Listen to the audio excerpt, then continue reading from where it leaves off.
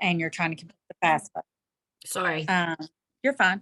So a lot of times I think that the biggest barrier is the parents, and then just getting that information to be verified, and the IRS already has your information and you're sending them back what you've already given them, what they already have. And it's sad because it's the kids that actually qualify that need the help, but that's probably the biggest barrier, is that you're sending them back what they already have to prove that you qualify for what you need. So I agree. Now, when I was back in the role of counselor, I honestly did not even know that I had access to the FCI report. I would call my KAA representative and ask for it. So, so there's a lot of counselors who I've talked to that didn't even know, or their district designates one person, I guess, that has the access. And, that could be a barrier or an obstacle. I mean, either way you want to look at that.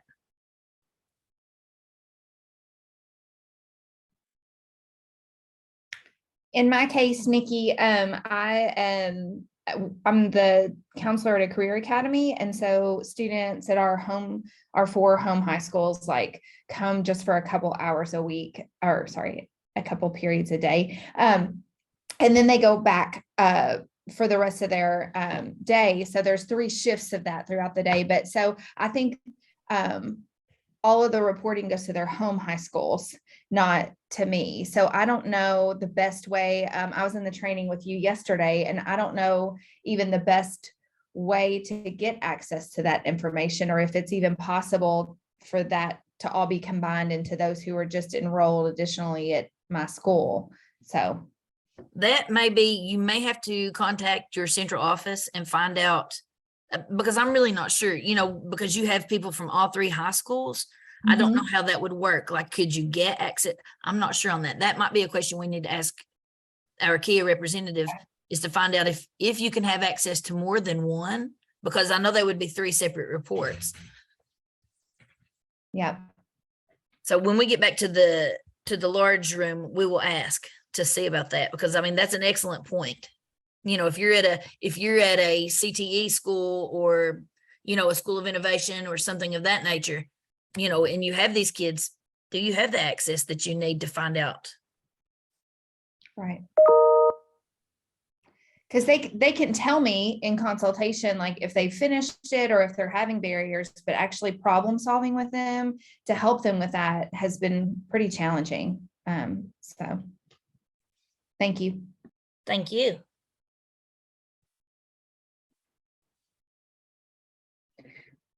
If you all want to, while I'm typing this, if I need to capture anything else, just shout out and let me know. Okay. Okay. Yesterday we did have a professional learning session at OVEC, and one of the groups there did mention that some of the obstacles that they had were language barriers. Depending upon what district you're in, that could possibly also be an obstacle. If you don't have someone on hand that speaks the language that the students are speaking, or that the parents speak, you may have problems there. If you have migrant students, students whose family are migrant workers. Has anybody else found any obstacles while you face that you might face while you're trying to get your students to complete it?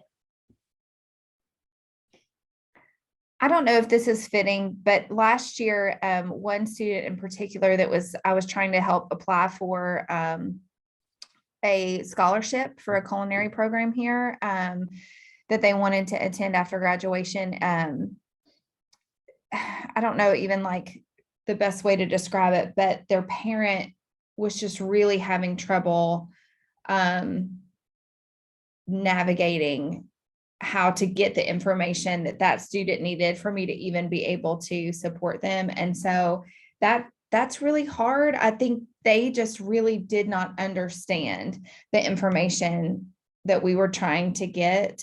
So I'm hoping, like, I've been typing a document over here. I'm hoping that some of the YouTube videos that she just shared might have suggestions for how to maybe speak FAFSA a little easier to parents, that, you know, maybe just even some of them, I think, have their own learning differences or things. And then it's just really challenging.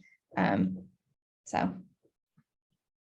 And I don't know why, but it is so true when parents think that they're having to share their tax information, they go into a panic. I mean, they're like, oh wait, I don't know about that. And I'm thinking, Right. you know, if you've already done your taxes, then you've already shared this information once. But you know, it's basically the same information. We're just kind of moving it over to a different government entity. So Right. It's but like you when do they have freak that. out about their social security number, you know, and you're like, it's Yeah. out there. People know what it is. Like, yeah. And we've hosted at the high school that I worked at, we hosted FAFSA events. You know, I don't think that any of that really falls in here. I mean, one of the obstacles you could have, you know, or fixed maybe to an obstacle is you could have a FAFSA event, especially like Tanya, you said you were new. And it would be held in the evening, and your KAA person would come to the school, and then they will walk the parents through the steps.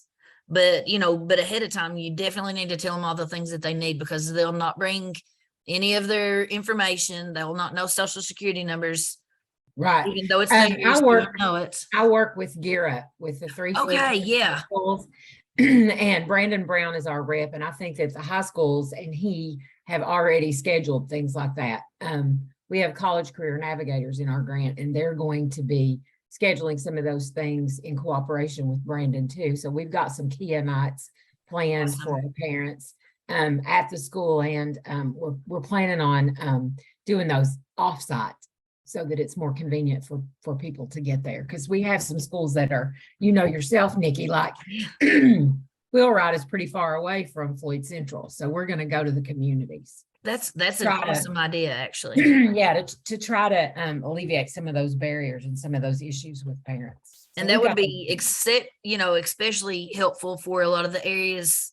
We're in the east. Tanya and I are both in the eastern part of the state, you know, where a lot of the flooding just occurred. You know, there will be people that can't get, you know, into the schools and be able to get there. So, I mean, going out into the smaller communities might really be a big help to get. Yeah, we kind of anticipated some barriers in that for that reason, and just in general for, you know, every other reason, parents not wanting to come in. It's hard to get them in sometimes. So we thought we would try that and see how it worked.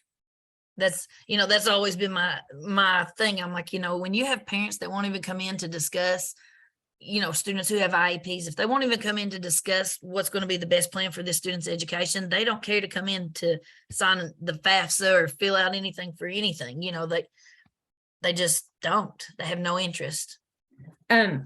Like I said, I'm very new at this, and I'm not sure I know a whole lot about it, but I think that if you're a parent and you don't foresee that your student is going to go to college, you think, why do I need to fill out this FAFSA, right? So we do a lot of work with making college accessible to everybody that, you know, it can go, that might not think they want to go. So we do a lot of educating during the school day with the kids. So I think that's a barrier that we have to get past.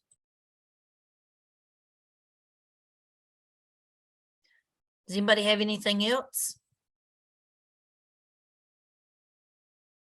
Okay, and I'll report, like I said, I'll be the reporter when we go back to the large group. We just have a little less, well, I guess it's about 2 minutes left. So does anybody have anything else that they want to share, or anything that they found?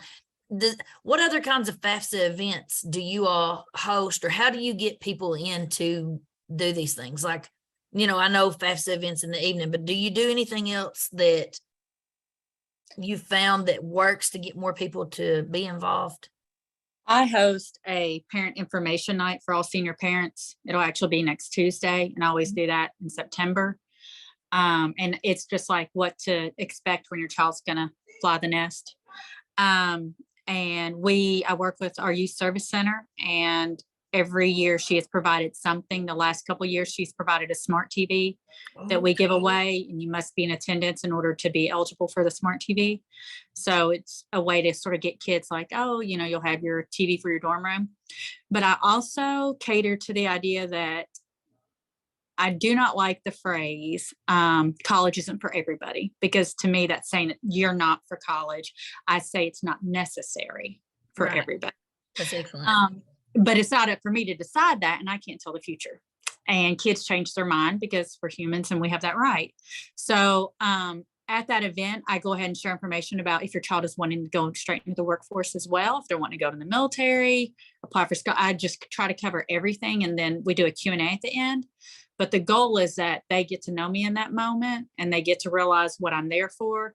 And hopefully I tell them, let's just prepare for everything. And if they change their mind, we may be out 30 minutes, but we've locked in their money. Awesome. Because that state money does run out. Yeah. Well, thank you all for sharing, and we will be moved over to the main room again. Thank you all so much. Have a great day.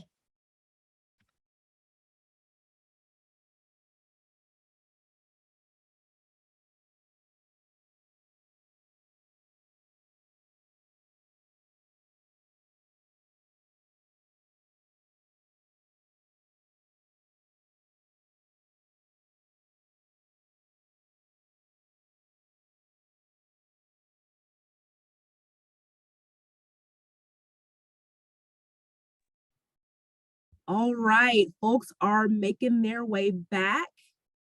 We hope that you had some great conversation and that you got some good information from each other. So we are going to start by sharing out. So we're going to have breakout room 1. Go ahead and share your responses to question number 1. I can go ahead and share because we were actually still chatting as we were all brought back. So we actually had a lot of people in our breakout room that either had access to the FCI report in the past, but like there's a transition currently happening where they're trying to transition that over to someone new, or that they haven't had access to it and they're in the process of kind of figuring out who can get in charge of that process now. So the barrier was mostly just, you know, trying to figure out who had it or how to currently get it. All right. Yeah. You know, that just having that simple access is a huge part of it, because once you have access, then you can really put some of the other best practices into place. And so I think that is good feedback, just figuring out who can help you get in the first place. And so I know Katie mentioned Roxanne Lewis, so hopefully that'll be a great resource once the webinar is over, to send her an email and to get that access straightened out, figure out who the point of contact is, and you know, rock and roll with it. Thank you, breakout room 1.